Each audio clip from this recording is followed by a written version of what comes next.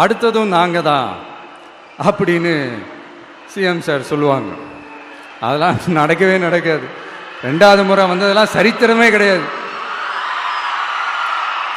இந்த சைனாவில் great wall of China கேள்விப்பட்டிருப்பீங்க. அதோடைய நீளத்தை விட பெரிய டாஸ்க் இது. ஆனானப்பட்ட அவங்க அப்பாவாலே முடியல.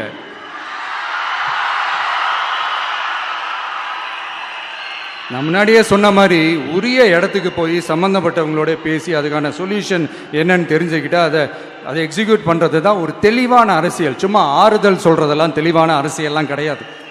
அதெல்லாம் ஒரு ஹம்பக் அரசியல். அரசியலுக்கு வந்துட்டா கலெக்ஷன் பார்க்கலாம் அப்படின்றதெல்லாம் அரசியல் கிடையாது.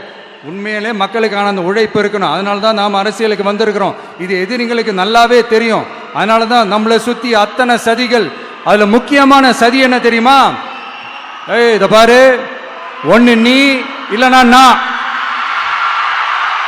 நான் இல்லைனா நீ இல்லைனா நான். நமக்குள்ள வேற எவனும் நடுவில் வந்துடக்கூடாது. நாம 2 பேரால மட்டும்தான் மக்களை ஈஸியா ஏமாத்த முடியும். இந்த விஜய் வந்ததுனால நமக்கு பொழப்பே போச்சு. மக்கள் வேற அவனை தான் நம்புறாங்க. நாம வெளியே அடிச்சுக்கிற மாதிரி அடிச்சுக்கிட்டாலும் உள்ள நம்மளுடைய டீலிங் பக்காவா இருக்கணும். மக்களோட ஃபீலிங்ஸை பத்திலாம் நமக்கு கவலை இல்லை. நமக்கு டீலிங் தான் முக்கியம். மாத்தி ஆட்சிக்கு வந்துடலாம்னு நினைச்சோம். ஆனா அது நடக்காது போல் இருக்கு.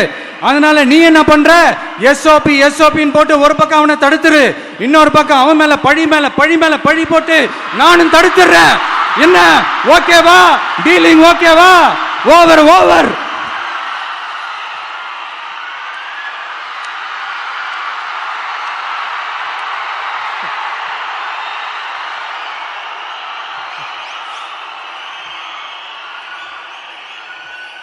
இல்லைங்க, உண்மையிலேயே சிரிக்கிறதா என்ன பண்றதுன்னு எனக்கு தெரியல.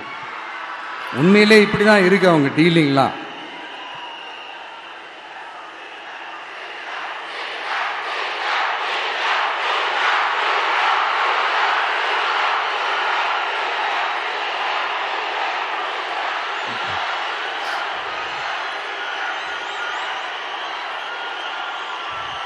இப்படி பழி மேல பழி போட்டு கரூர்ல ஆரம்பிச்சு நம்ம ஜனநாயகன் படம் ரிலீஸ் வரைக்கும். ஆனா அந்த ரிலீஸ் பிரச்சனையில நிறைய பேர் குரல் கொடுத்தாங்க. முக்கியமா நம்மளுடைய முதல்வர் அவர்கள் கூட பூசி முழுகி பட்டும் படாம குரல் கொடுத்தாங்க. But what ever it is, குரல் கொடுத்த அவங்களுக்கும் மற்றவங்க எல்லாருக்கும் இந்த நேரத்தில் என்னுடைய நன்றியை தெரிவிச்சுக்கிறேன். இப்படி நம்ம வெளிப்படையாக பேசுறதுனால சிஎம் சாரோட மனநிலை இப்போ எப்படி இருக்கும் தெரியுமா? ஏற்கனவே கட்சிக்காரங்க தொல்லை தாங்க முடியல, தூங்க விட மாட்டேறாங்க. இந்த விஜயும் வந்து தூங்க விட மாட்டான். நம்ம பாட்டுக்கு ஹைவேல சைக்கிள்ல சோலாவா போலான்னு நினைச்சோம். இவன் நாடானா மக்கள் சக்தியோட வந்துட்டு இருக்கான். இவன் தான் கேள்வி கேட்கிறான்னு பார்த்தா மக்களையும் கேள்வி கேட்க வைக்கிறான். 1000 ரூபாய் கொடுத்துட்டு இருந்தோம், 5000 ரூபாய் கொடுத்து ஏமாத்தலான்னு பார்த்தா அதையும் கேள்வி கேட்க வைக்கிறான். விசில் சத்தம் வேற விண்ண முட்டுது. கூட்டணி கட்சிகள் தொல்லை வேற தாங்க முடியல. இவன் பண்ற பிரச்சாரத்தையாத்த முடக்கலான்னு பார்த்தா அப்பவும் மக்கள் அவன் பின்னாடி தான் நிக்கிறாங்க. என்ன பண்றது ஏது பண்றதுன்னு தெரியாத ஒரு மனநிலையில இருப்பாரு. ஆனா சார், நீங்க இந்த விஜயம் முடக்கலாம். ஆனா ஒவ்வொரு வீட்டில் இருக்கிற ஒவ்வொரு விஜயையும் உங்களால முடக்கவே முடியாது.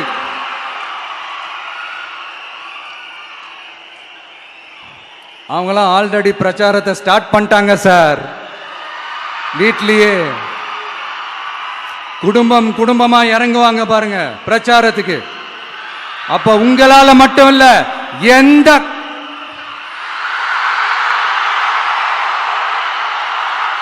யாராலையும் தடுக்க முடியாது.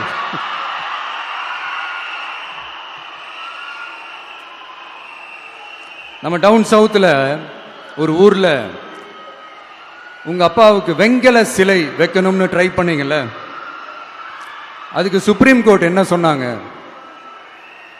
மக்களோட பணத்துல யாருக்கு புகழ் பாட பார்க்குறீங்க அப்படின்னு கேட்டாங்கல்ல, அதுக்கு என்ன அர்த்தம் தெரியுமா? ஊராம் வீட்டு நெய்யில உங்க வீட்டுக்கு ஸ்வீட் செய்யாதீங்க. எப்படி? ஊராம் வீட்டு நெய்யில உங்க வீட்டுக்கு ஸ்வீட் செய்யாதீங்கன்னு அர்த்தம். மக்களோட ஒரு அடிப்படை வாழ்வாதாரத்துக்கு ஏதாவது பிரச்சனைக்குன்னு கேட்டா நிதி சுமைன்னு சொல்றீங்க. செல வைக்கிறதுக்கு மட்டும் எங்கிருந்து சார் காசு வருது?